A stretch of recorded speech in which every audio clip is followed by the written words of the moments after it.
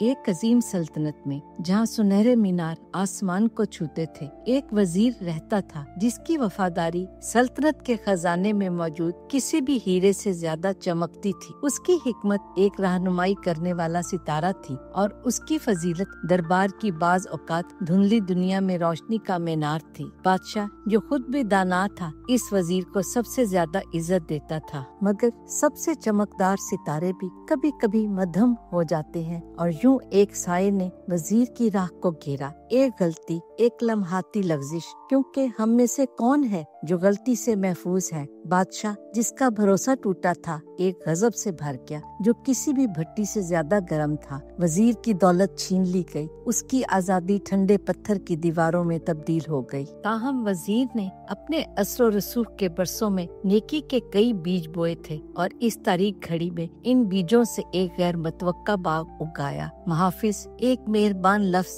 یا مددگار ہاتھ کو یاد کرتے ہوئے نرم پڑ گئے۔ وہ اہلکار جو کبھی اس کی سخاوت سے مستفید ہوئے تھے معمولی خلاف ورزیوں سے چشم پوشی کرنے لگے۔ یہ ایک قید خانہ تھا، مگر اس میں ہمدردی کا نرم اور دبیز مخمل تھا۔ وزیر کی مصیبت کی خبر ایک ہمسایہ بادشاہ تک پہنچی جو اپنی انصاف پسندی کے لیے جانا چاہتا تھا، اور اس نے ایک معتمد نمائندے کے ذریعے ایک خط بھیجا جس میں افسوس اور مدد کی پیشکش کی تھی۔ وزیر کو پناہ مل سکتی تھی، عزت کا مقام بھی، اگر وہ اپنے بادشاہ کی ناانصافی کو چھوڑنے کا ارادہ کر لیتا۔ اپنی کوٹری میں تنہا بیٹھے وزیر نے اپنا جواب لکھا۔ اس کے قلم سے شکر گزاری بہہ رہی تھی، مگر ساتھ ہی ایک اٹل وفاداری بھی۔ وہ مشکلات کا بدلہ بے وفائی سے نہ لے گا، چاہے فرار کتنا ہی دلکش کیوں نہ ہو۔ قسمت نے اسے جو دیا تھا وہ اسے وقار کے ساتھ قبول کرے گا۔ وزیر کا دشمن جو ہمیشہ موقع کی تلاش میں رہتا تھا،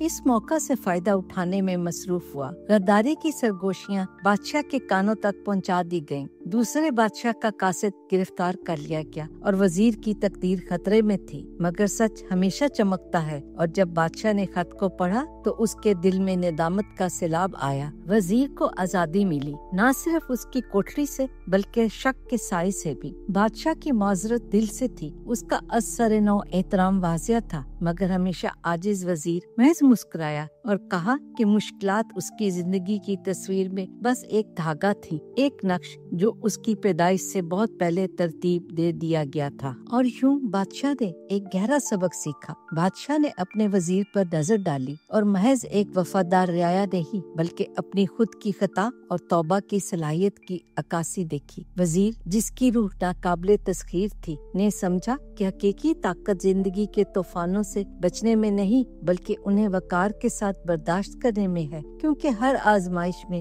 ہمارے اندر چھپے ہوئے جواہر کو ظاہر کرنے کا ایک موقع ہوتا ہے۔